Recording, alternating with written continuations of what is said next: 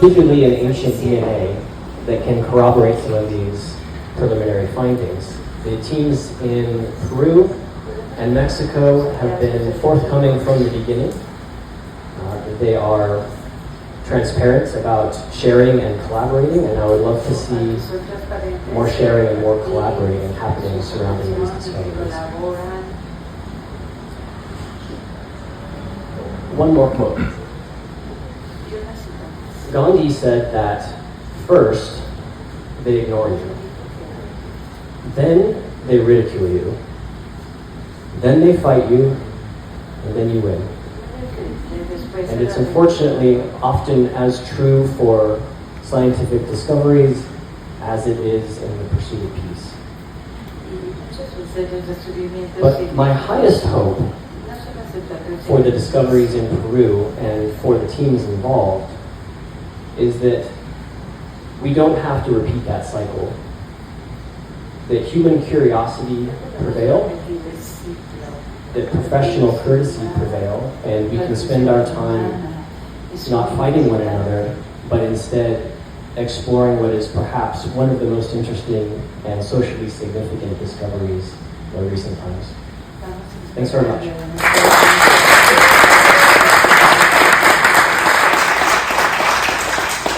Thank you guys all so much for your attention and your patience today, and for taking the time to come here and listen to this information.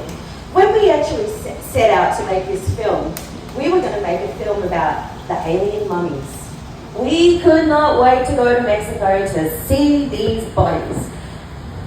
We never really took in the fact that they could even be real. But when we were confronted with these bodies, and I say confronted because when you see something that you've never seen before, it can be quite shocking. When we saw these bodies, initially it was just fascination to be able to be so close to something that pretty much nobody on earth has ever seen before. And to be able to go close up to them and scrutinize their nostrils and their eyes and their ears and turn their bodies over and look at the structure of their bones. Every second that we spent with these beings, we started to feel something very strange, something that we did not anticipate feeling at all, and that was emotion. We started to feel as though there was a story to be told here, that these little beings were once alive and had passed on, and during their brief time on this planet, they had lived, they had breathed, they had moved, they had formed relationships with each other. We realized that reporters, politicians, naysayers around the world were trying to say that these weren't real. But here they were. Now imagine if that was you. Imagine if somebody tried to deny your existence. You know, many of the conversations we've had, we've actually likened to people that have suffered abuse before. Imagine having suffered abuse and going to tell people about it and being told that, no, you weren't abused. That's not real. That's the energy that we've been feeling with these beings. They are no longer with us. They have passed away, but somebody has to have a voice for them. And that's all we're trying to do right now. So we're here to say that this is not a hoax. This is real. We don't know what they are. We don't know where they're from. We don't know who or what created them, but they are real. There are so many of them now. It's undeniable. And one of the greatest things for us, the greatest gift, I guess, that we got to receive when we went to Peru was that we got to meet these doctors and these scientists that are so passionate about proving the authenticity of these characters. These people don't need fame, they don't need fortune, they don't need to lose their jobs and their careers. Jaime is an iconic legend whose name has been completely defamed in the media. But we're here to tell you that everything that you've heard about these beings so far in the media is not true. So all that we ask is that you keep an open mind. That instead of listening to gossip and hearsay, you listen to the science. You listen to your scientists and you listen to your doctors. And if anybody here has any contacts in the scientific world here in America, we implore you to share this live stream with them and to ask them to come forward. Jaime and his team are able to give actual specimens of these beings to anybody in the scientific community that is bold enough to go against what society has been saying and actually do the work and do the research to figure out what these bodies are and where they came from. But I want to thank all of you once again for being here today and having that open mind and having that excitement about the fact that we've discovered something. We don't know what it is, but it's really freaking cool. Thank you. First of all, I want to thank Michael, Sola, and Serena. Thank you to them. This will happen. Without them, probably this would have not happened. I want to tell you now what is next.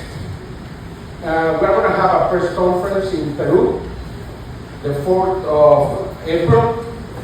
Very reputable scientists from America. Very reputable, top scientists from America are going to be there, are going to study the bodies from one-to-one, face-to-face. They probably, I hope, will give their results in this live stream if you want to follow the 4th of April, because this is not going to finish here. We will continue fighting and presenting this to the world. I hope the media, you are welcome to come to Lima the 4th of April at the Sheraton Hotel, 10 a.m. in the morning. Probably you will be able to witness if the Peruvian governments allow us to have the bodies there. If they don't confiscate them, we will present them to anyone who wants to see them, especially the media, from the US, from around the world. This is huge, this is big. As a journalist, I tell you, this is the biggest story that I have found in 50 years. 50 years. I am an honest, investigative journalist. I became head of 60 Minutes, anchor of 60 Minutes in Mexico. I work very close to Mike Wallace and the people there, okay? I have had a program for the last 25 years in the Mexican TV. It's 25 years old, this program. I also have a newscast from Monday to Friday. I am a journalist. I want to tell you this. I am not a ufologist. I am not an enthusiastic of UFOs. Stop saying that about me. I am a journalist, pure journalist. I've been recognized in the Capitol Hill. I've been recognized in the UN. I have won 3 times the National Award on Journalism of Mexico. And I have been recognized by the journalists in Spain, by the UN, as I said, and many others. Because I am a journalist.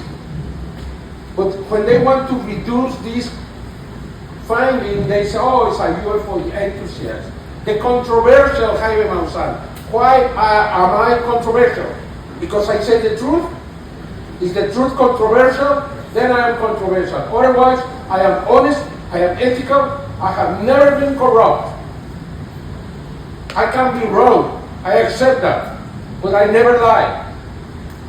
And that's very important for me to say, because I am tired of being called all that adjective. It's not fair for a journalist.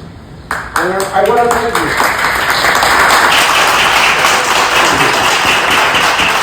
I want to thank you for coming here. I hope all the people, all the media that didn't come, would follow this through the internet, realize how much you lost not being here. Because this is important. It's not about us. It's about the people. It's about the reality of the future and the past. Just consider for a second that this is real. Just consider for a second these are realities. Everything would change. And that's what the anthropologists and archaeologists of Peru doesn't want that to happen. And it's time to know the truth. Thank you very much. I hope you enjoyed here. I hope you felt that you are now part of history, and I hope you will continue reporting this because it's very important. Thank you.